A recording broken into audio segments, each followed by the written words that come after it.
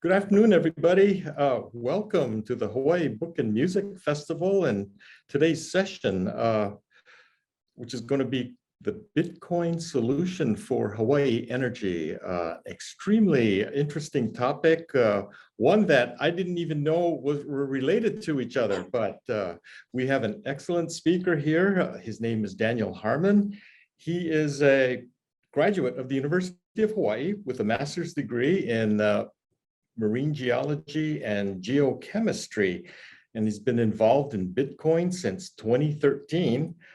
He founded Blockchain Solutions Hawai and also created the Blockchain Helpdesk and provides consulting and educational services here in Hawaii, as well as other areas. And without any further ado. Thank you, Sterling. And thank you, Roger, for putting this whole thing on. I know how much work goes into organizing a conference or convention. I've done work with the Democratic Party of Hawaii and organizing graduate symposiums.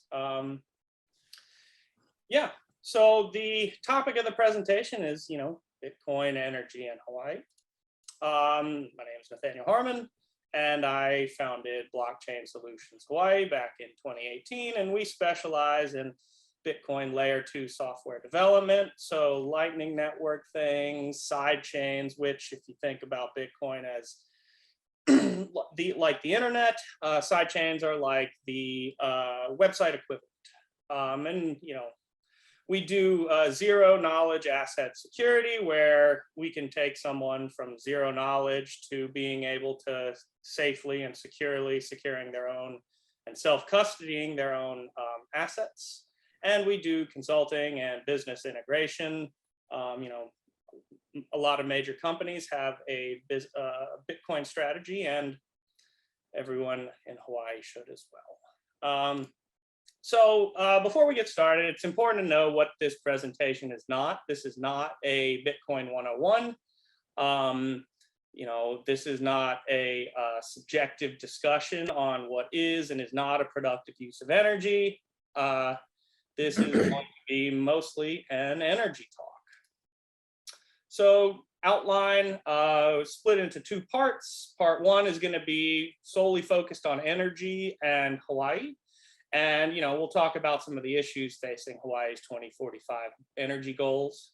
And then part two, we're going to talk about Bitcoin and give you some background into, how Bitcoin mining works and the economics that flow from that. And we hope to answer the question of, well, does or can Bitcoin help or hinder our energy issues? So starting with energy economics, we're going to give you a really basic, crash course. Fossil fuels. Most people have a pretty good understanding of fossil fuels, and it's that the capital expense of a fossil fuel infrastructure are going to be a lot less than the operational expense over the lifetime of that infrastructure. It's relatively cheap to build a new coal or petroleum-fired power plant. But then over the course of that, plant's life, the cost of the energy, the coal or petroleum, will end up eclipsing that capital expense. Now, renewables are the opposite, where it's really, really expensive to initially build that resource, the hydroelectric dam. But once you build it, well, the water is flowing, the river flows for free, and the wind blows and the sun shines. Right? You don't have to pay for that. And there's two types of renewable energy. So there's dispatchable energy and non-dispatchable. Dispatchable is going to be your firm supply, your base load, things like hydropower, geothermal energy, or more controversially, nuclear energy. And dispatchable renewable sources are an economy of scale. So here we have a little cartoon of plant size versus the energy cost, what you would pay. So the smaller the plant, the higher the end consumer energy price is going to be. But the bigger the plant size, you start a massive reduction in, you see a massive reduction in consumer energy price. And just like with any infrastructure, you don't build these things for what you need today. You build them for an anticipated future demand. Now, for fossil fuels, this isn't really a problem because it's mostly operational expense. So if you don't need the total capacity of the plant, you just simply don't purchase the petroleum or coal and don't burn it. But for things like dispatchable renewables, well, the river's still flowing and the geo is still thermal. So this leads to an idle capacity. So even if you build the large plant, having that idle capacity is going to push you back up the hill. Now, your non-dispatchable sources of energy are going to be your wind and your solar and your wave. And these are intermittent, right? And we know this because the sun only shines half the day. The wind's not always blowing. And they have an economy of scale where the bigger you build, the cheaper the energy is. But you also require, extras like you need storage and smart grid. And this, again, pushes you back up the hill. So how does Hawaii consume energy? We've got the residential section, commercial, industrial, and then of course the big piece of the pie is transportation at 56.6%. And that's pretty much evenly split between ground, air, and ground and marine, and then air. So that's how we consume it. How do we produce it? Well, we know that the goal is 100% renewables by 2045. And that means here's a little graph of how we produce the energy that we consume. You can see the vast majority comes from petroleum and coal. And so this means that if we want to meet our goal, we're going to end up having to replace 75.2% of our current production. Now, another goal is to replace our combustion engine ground fleet, right?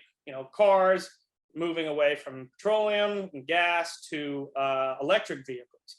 This means we're also going to have to add that in. So when we adjust for ground transport, we end up with around 84% of the way to go. Now, as far as our current renewable portfolio, so back in 2019, renewable production was around 20.3%.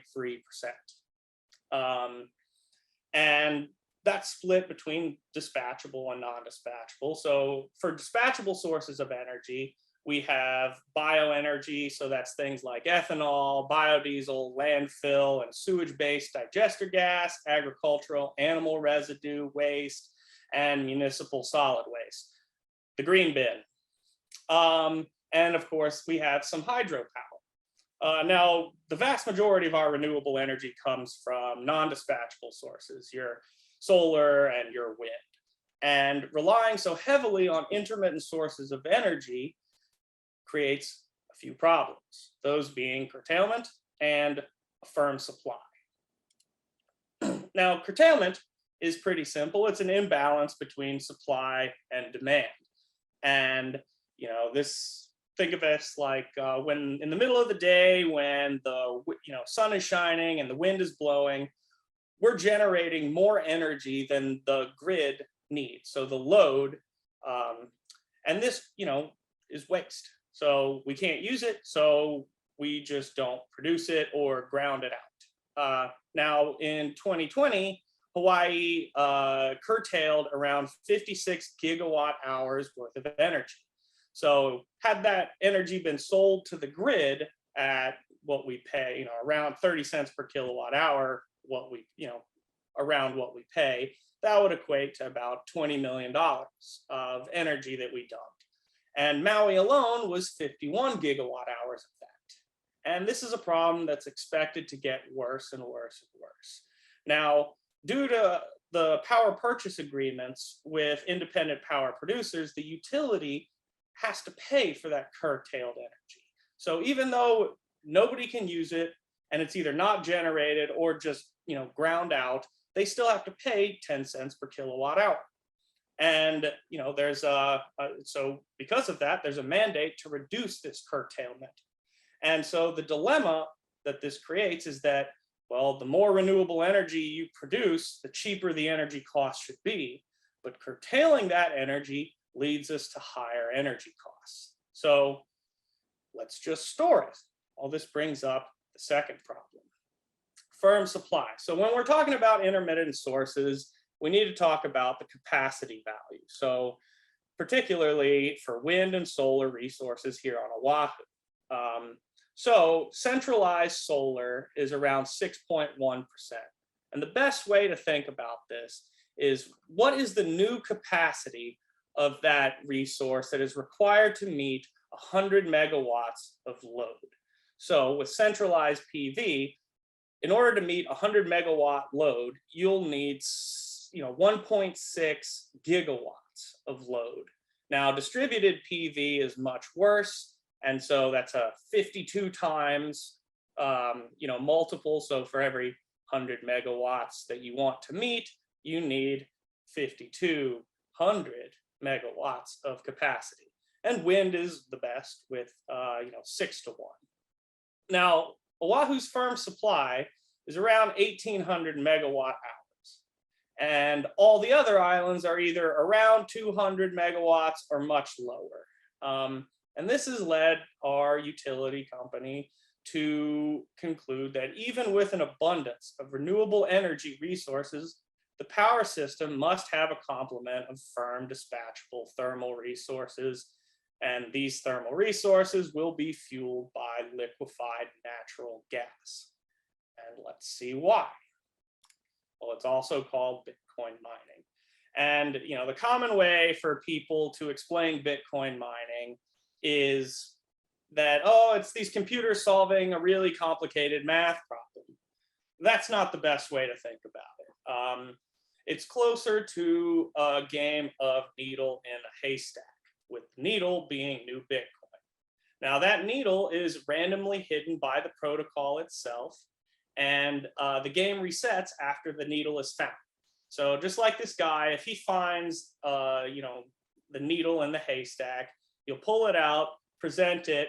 He can show it to all the participants, and it's very hard to find that needle. But once you have the needle, it's very easy to prove that you've done the work of finding it. Everybody can, all the other participants can just look at it and say, oh yeah, he found it. Let's reset the game. And so that's the proof of work.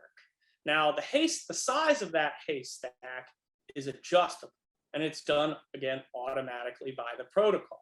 Now, the haystack size is targets around a 10-minute game time. So regardless of how many people are searching through this haystack for the needle, the haystack size adjusts so that the game takes around 10 minutes. So, the more people that are searching, the larger the haystack. The less people that are searching, the smaller the haystack.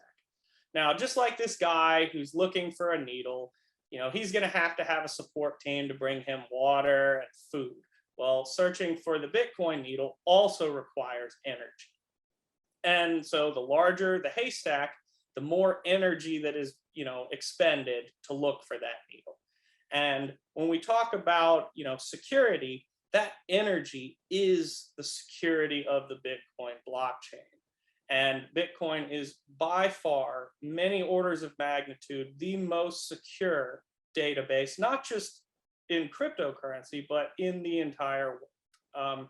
People often say things like, oh, Bitcoin isn't backed by anything, but it's that energy that you have to expend that does back Bitcoin. It's backed by the fundamental currency of the universe. Now, some basics about the energy economics of Bitcoin mining. It is complementary to renewables. So it has, the operational expense is much greater than the capital expense. And this is pretty, this is easy to understand.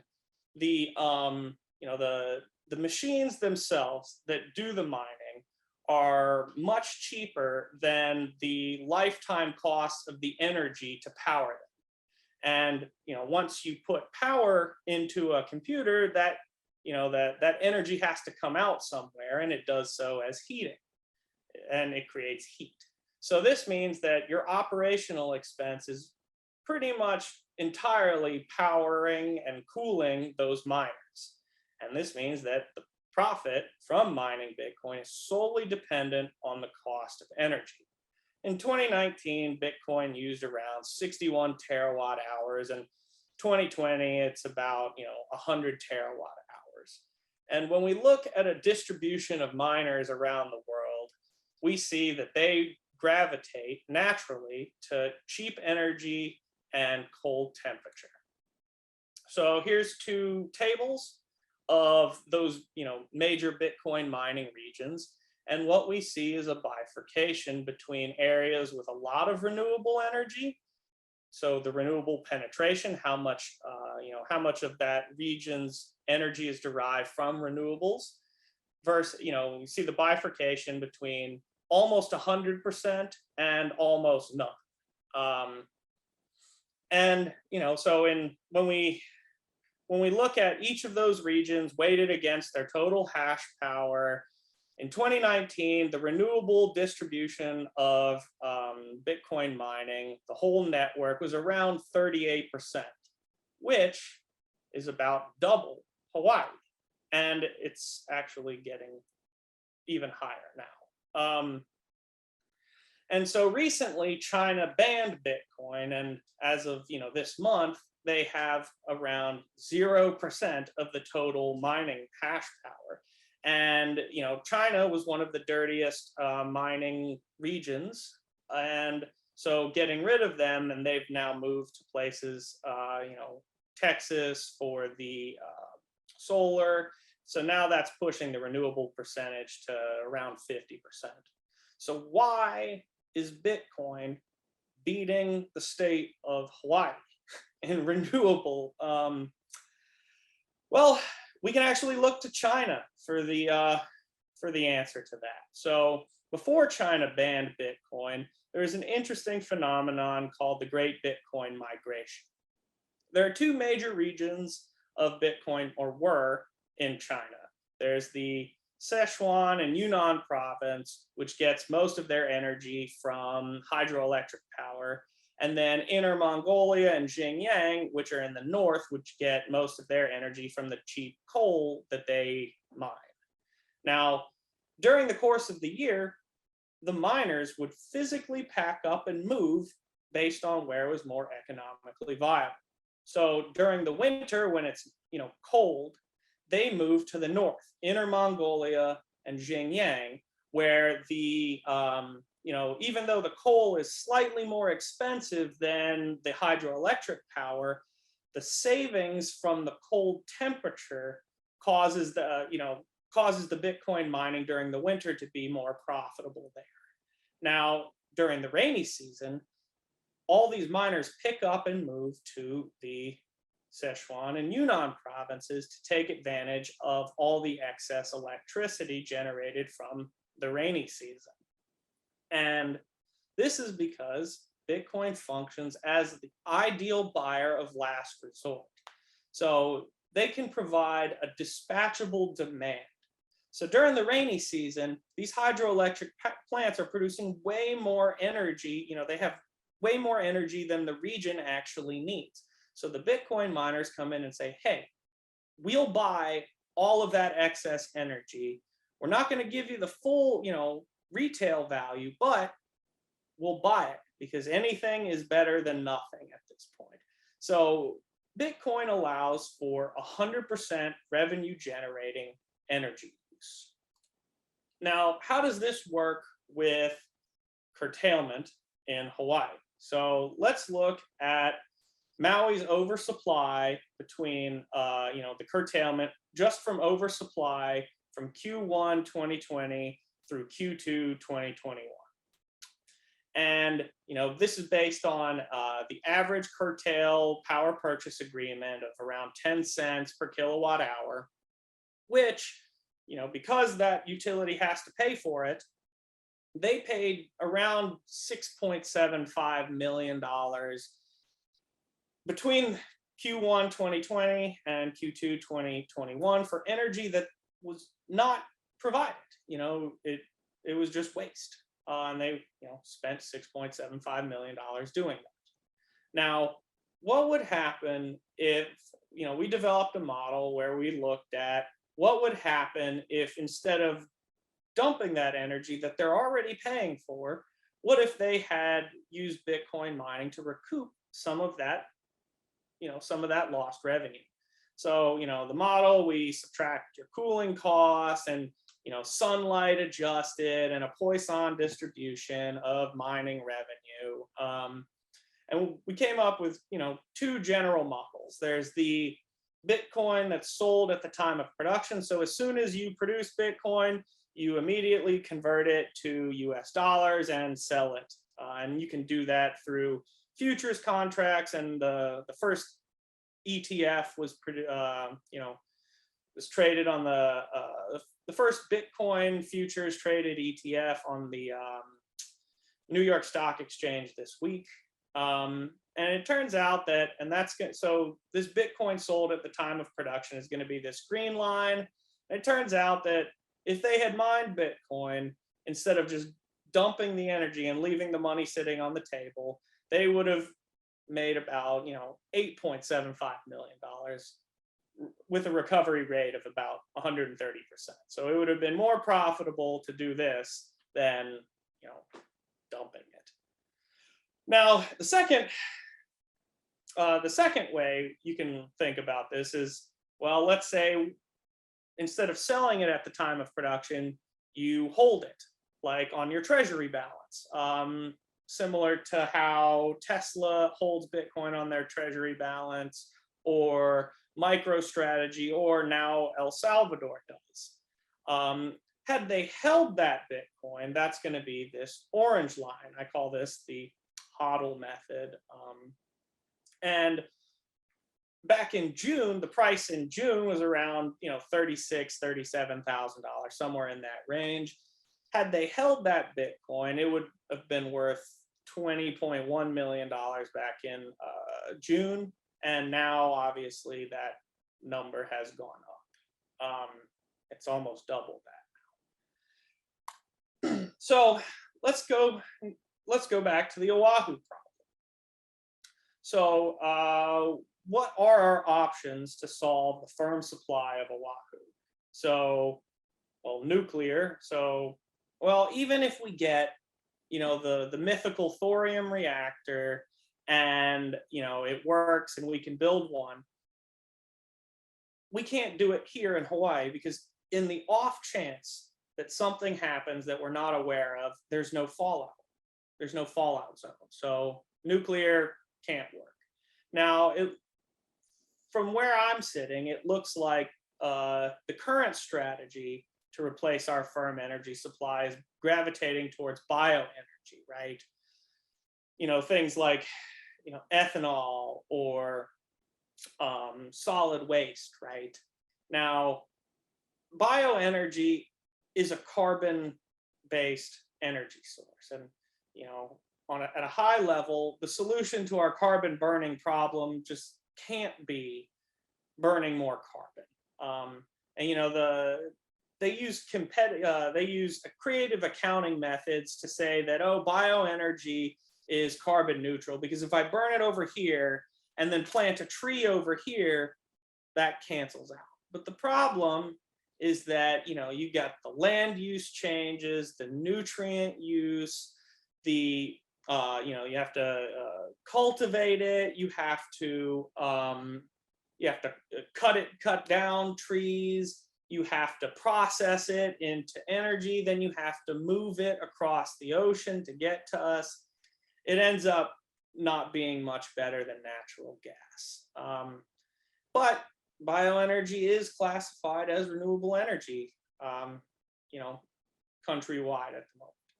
Now, geothermal, right? We all know that, Kilauea is thermaling right now.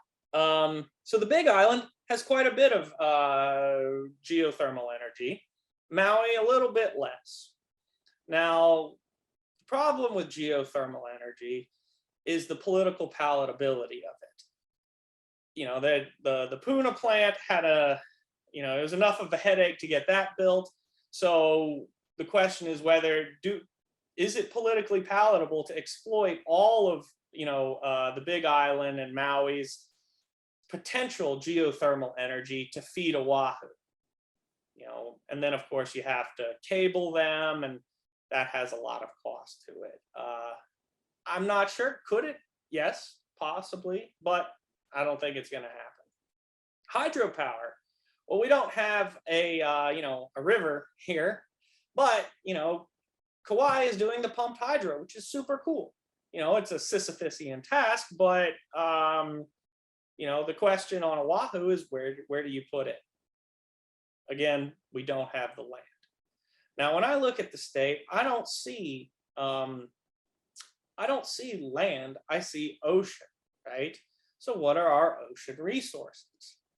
Well, we all like to talk about waves, and wave energy is super cool. But even if we were to cite all of Oahu's shoreline segments, we're still coming up short. It only equates to about 17% of the energy demand that we need. And again, this is, wave energy is a intermittent resource. So then you have to, get batteries for it. The other option is something called ocean thermal energy conversion. Now, ocean thermal energy conversion, or OTEC, has the potential to supply more than 100% of all of our energy needs. Now, the challenge is that there's no prototype operational data. But let's look a little bit closer. So what is OTEC? Well, OTEC is a technology that was first proposed around 150 years ago, and the first plant was built 100 years ago. This was unfortunate because it was about around the time that we discovered oil in the Middle East. So that didn't pan out. Now, what is it? So essentially, OTEC is using the ocean as a giant solar battery. You take cold water from the deep ocean, 1,000 meters down or so, and then you take water, warm water from the surface. And based on the difference between those temperatures, the warm water, surface water, and the cold, deep water, you can generate energy through a Rankine cycle using an ammonia loop. Now, this is a zero-emission firm supply of energy, and it doesn't take up any land. It would be a floating facility with a straw essentially hanging down. So you don't even doesn't have to be moored. And you can do this 10 miles offshore. And these things are about the size of a container ship. So, I don't hear anybody in Lanikai complaining about container ships 10 kilometers out, 10 miles out. So no land, we're not destroying the, our precious deep sea corals. And even better, Hawaii leads the world in OTEC research.